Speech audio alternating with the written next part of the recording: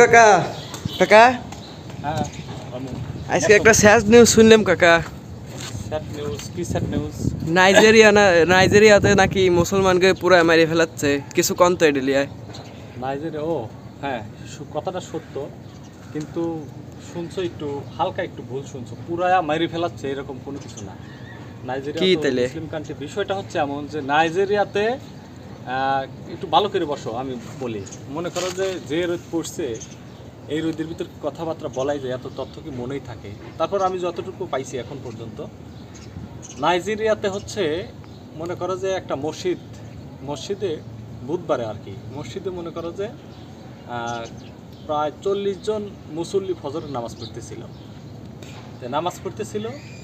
ওই সময় মানে জমি জমা সংক্রান্ত দণ্ড নিয়ে, মানে হয়তো মসজিদ কর্তৃপক্ষ জায়গার জমি পর্চা মারছে, এই যাই হোক এইরকম একটা দণ্ড আর কি। গণমাধ্যম বিবিসি এটাই বলছে। সেই জায়গা জমি সংক্রান্ত একটা গেজলাম নিয়ে, সমস্যা নিয়ে 38 বছর বয়সী, কত বছর? 38 বছর বয়সী একজন ব্যক্তি, মনে করো অন্ধকার থাকাকালীন সময় থেকে আজান দিচ্ছে, ওই সময় থেকে চায়ের কোনো মনে করো যে পেট্রোল ডালিছে। কি ঢালছে? পেট্রোল ডালিছে। পেট্রোল ডালার পরে যখন ওই মুসল্লিদের মনে করো যে নামাজরত অবস্থায়, মানে নামাজ পড়তেছে, নামাজ শুরু করে দিয়েছে, ফজরের জামাত শুরু করছে, সেই ফজরের নামাজ পড়া শুরু করার সময় ওই সে ব্যক্তিও কিন্তু মুসলমান, সে ব্যক্তি মুসলমান, শালা ইমান তার এমন দুর্বল, মনে করো যে দরজা ছিল, মসজিদের দরজা ছিল না, সেই দরজায় নতুন তালা, সেই ব্যক্তি মনে করো নতুন তালা আগেই রেডি করে রেখেছে, হয়তো ষড়যন্ত্রটা আগেই ছিল। সেই তালা মারছে, প্রত্যেকটা দরজায় তালা মারছে। তালা মারিয়া পেট্রোল 4 কোণাতে ঢেলে দিছে। এদিকে নামাজ পড়তেছে মুসল্লিরা, 40 জন মুসল্লি ছিল, মনে করো যে দিছে আগুন ধরা।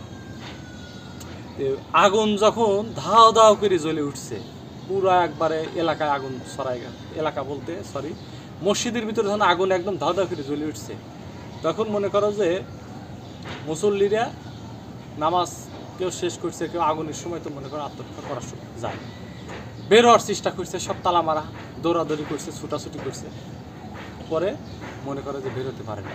এর ভিতরে 11 জন ব্যক্তি অগ্নিদগ্ধ হয়। অগ্নিদগ্ধ বোঝো তো, আগুনে পুড়ে মনে করে যে মারা যায়।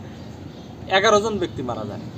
এর ভিতরে মনে করো যে আরো বেশ কয়েকজন খুবই অগ্নিদগ্ধ অবস্থা, খুব মারাত্মকভাবে গুরুতর আহত হয়, তাদের চিকিৎসা দেওয়া হচ্ছে। ঠিক আছে, এখন মনে করো যে তারপরে বোম বাস্টিং ডিপোজিট বিভিন্ন সংস্থা, আইন শৃঙ্খলা বাহিনী, তারা কিন্তু এসে তদন্ত করছে, দেখছে, পরে ওই ব্যক্তিকে 38 বছর ব্যক্তিকে আটক করছে। তো এখন বিষয়টা যে মানুষের ইমান আমল দিন দিন এত দুর্বলই যে হয়ে যাচ্ছে। দেখো কিভাবে আগুন দিয়ে পুড়িয়ে মারলো মানুষ। কোনো ব্যক্তি যদি কাউকে আগুনে পুড়িয়ে মারে না, কোনো ব্যক্তি বা কোনো প্রাণী বা ব্যক্তি বলি, মানুষ যেহেতু আসলে আশরাফুল মাখলুকাত, যদি কোনো ব্যক্তি যদি ও আগুন এবং পানিতে পড়ে মরে, আল্লাহ তাকে অনেকটাই ছাড় দিয়ে দেন। আর আগুন এবং পানিতে পুড়িয়ে মারার অধিকার একমাত্র আল্লাহই রাখে, আর কেউ রাখে না। কিন্তু সেই ব্যক্তি দেখো আগুনে পুড়ে নামাজরত মুসল্লিদের একটা ব্যক্তি হয় 11 জন ব্যক্তিকে মারি ফেলছে, এবং বেশ কয়েকজনকে আহত আহত অবস্থায় তাদের উদ্ধার করে স্থানীয়রা যখন জড়ো হয়ে গেছে, তালামালা ভেঙে চুরে তাদের উদ্ধার করছে। মনে করে যে অর্ধেক পুড়ছে, অর্ধেক ভালো আছে, এই অবস্থা। এলো নাইজেরিয়া।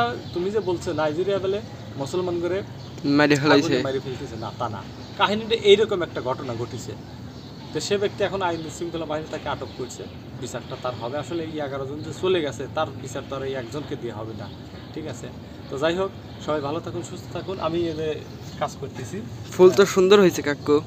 হ্যাঁ, পরিচর্যা করি তো, ফুল ফল যাই লাগাও, পরিচর্যা না করলে ফল হবে না। সবাইকে যত্ন করতে হবে। আর সবাই ভালো থাকবেন, সুস্থ থাকবেন। আমার চ্যানেলটা অবশ্যই সাবস্ক্রাইব করে রাখবেন সুন্দর সুন্দর ভিডিও পাওয়ার জন্য। ততক্ষণে সুস্থ থাকুন। আল্লাহ হাফেজ।